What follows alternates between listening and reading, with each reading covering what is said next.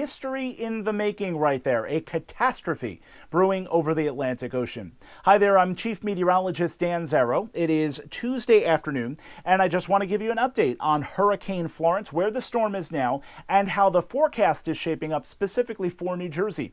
Just so you know, you can leave your comments and questions in the comments section below. I don't think I'm going to get to them here during this video, but we'll try to come back and respond to as many as we can. Just to kick things off, some bullet points. The bottom line of the storm, a major hurricane, Category 4 at the moment, and expected to strengthen even more as it aims for the Carolinas over the next 36 to 48 hours. Here in the Garden State, I'm worried about 2 rounds of potential impacts from Florence. Round 1 is going to happen just as it's making landfall around the Carolinas, a little bit of rain and wind around South Jersey. Of course, the surge and the rough surf kind of already there, and it's pretty much a guarantee we're going to see that through the rest of the week. Round 2, which is the big question mark, could come early next week. As the storm makes a big U-turn over the United States, we could see some tropical rain, several inches of rain, before this storm finally leaves us alone. So that's something that we can't ignore again for early next week. The latest graphic from the National Hurricane Center as of 11 o'clock this morning,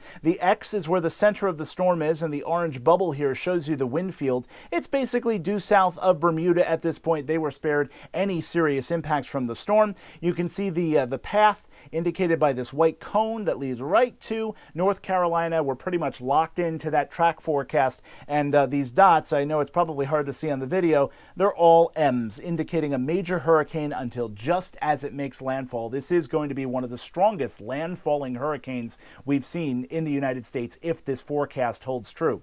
So let's talk about some of the impacts. In terms of the storm surge, we're looking at a very zoomed in look at the North Carolina coast here, and there's a lot of orange and red on this map, and not just along the coast, not just along the outer banks, but further inland. These tidal waterways, these rivers are going to flood dramatically. 6 to 9 plus feet of surge, 6 to 9 plus feet of surge expected.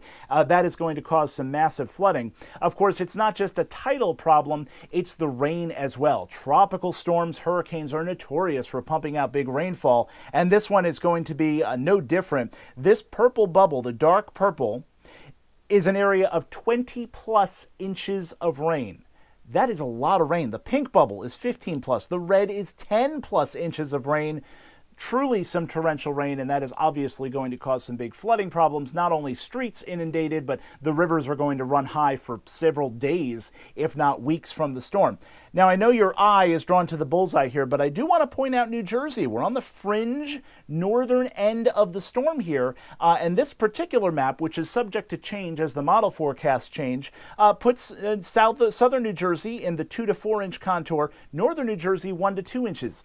That sounds a little high to me. We'll have to see exactly how the storm tracks. It looks to be more like one band of rain, mainly in the southern half of the state, but I wouldn't rule out some rain across all of New Jersey as the storm hits the east coast. In terms of the wind, this map is showing you tropical storm force wind speed probabilities over the next 5 days. And the area of purple and red is pretty much a guarantee. But again, look at New Jersey, the northern edge of the storm, somewhere between 10 and 30% chance of seeing tropical storm force winds. By the way, that's 39 miles an hour or greater. Hurricane force wind would be 74 miles an hour or greater.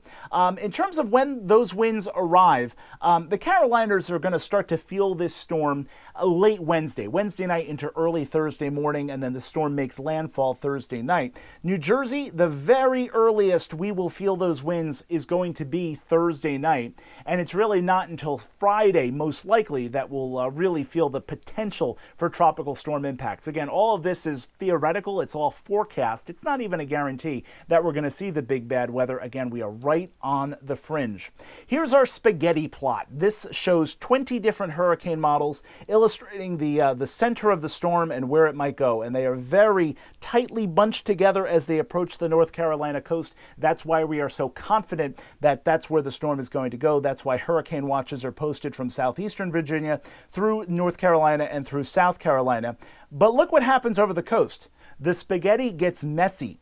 And especially as it moves inland, there's a lot of different paths that it might take. So that's where the forecast becomes very uncertain. And that's the big question mark, because there's a pretty good chance that the storm makes a big U-turn and heads our way. But it's, again, not a 100% sure bet. I want to show you a couple of model images specifically from the GFS. This is one forecast model's illustration of what's going to happen, and I'm going to fast forward one day at a time and show you where the storm ends up. So this is Thursday night with the center of the storm just starting to come on shore in North Carolina. Here's North Carolina, South Carolina, New Jersey way up here. Let's fast forward 24 hours to Friday night and watch how much the storm moves. Not very much at all. And this is a big problem for the Carolinas. Just like Hurricane Harvey in the Houston area last year, this storm is going to stall. It's going to get stuck, according to the models over the past several runs, and that is going to keep the rain pouring. It's going to keep those fierce winds blowing and keep the surge pushing up against the coast. So it is going to be a solid 24 hours of bad hurricane conditions across eastern North Carolina and Virginia and South Carolina perhaps as well. That is a bad, bad situation. Let's keep fast forwarding. The storm pushes inland some more. Here's the center falling apart as it gets over the mountains. North Carolina, a very mountainous state with the Appalachians running through it. But we still have some bands of solid rain. And then it starts its track to the north, and eventually this storm is going to get picked up by the jet stream and move to the east. It's a big question whether the storm system, the tropical moisture, moves north of New Jersey or moves on top of us. I've seen some models that suggest Monday, Tuesday, and Wednesday of next week, we could see 4+ inches of rain. That's a lot. And especially with our antecedent conditions, the fact that the ground is so saturated, flooding would happen very quickly. So that's the other big concern here. It's not just as the storm arrives on the coast, it's what happens next, and that's something we're going to have to watch evolve. We don't have a confident forecast for that just yet. And of course, we will continue to watch this storm as it unfortunately barrels toward the Carolinas with that catastrophe brewing. But here in New Jersey, we are going to feel impacts as well, so don't let your guard down. A little bit of rain, wind, and rough surf as we get into Thursday and Friday, and then early next week, we'll let you know how that goes. Be sure to follow me on Facebook, meteorologist Dan Zarrow, and Twitter @Dan Zarrow for the latest forecast updates. Thanks for watching, and I'll see you again soon.